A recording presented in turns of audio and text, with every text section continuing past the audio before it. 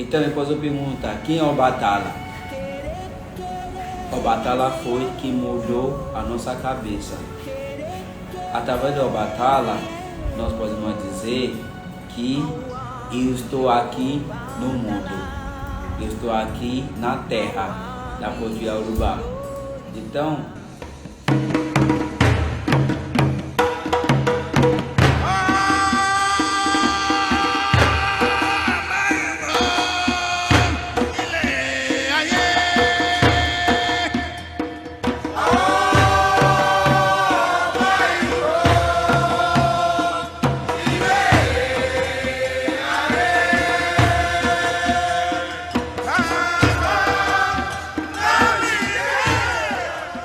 e Obatala, ele é um grande wizard from the forest. Oxu. Ou não? yes.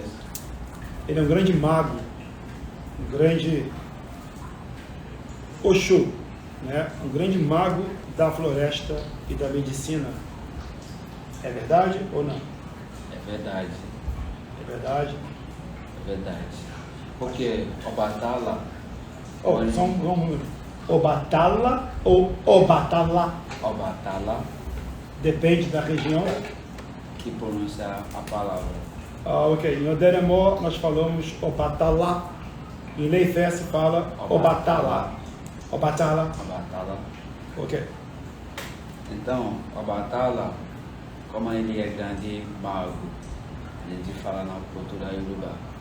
Obatala, Oba Akorimuti, Obatala, Obatasa, Obatakulo de grande.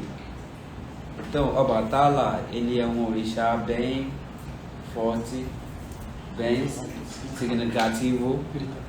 E Obatala, ele é orixá da nossa cabeça, todos nós. Então depois eu pergunto, quem é Obatala? Obatala foi que mudou a nossa cabeça. Através de Obatala, nós podemos dizer que eu estou aqui no mundo.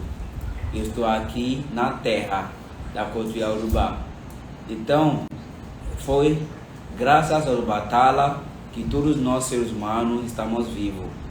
Foi graças a Obatala que estamos aqui, vivendo, comendo, e foi por causa do mago dele que nos transformou num ser humano. O mago dele, não entendi. Nós transformamos num ser humano, um homem. Mago? Você falou mago? In his magic, A mágica, na magia. na magia. Através da magia dele, nos transformou em seres humanos, usando magia, Exatamente. dada por Olodumare. Exatamente.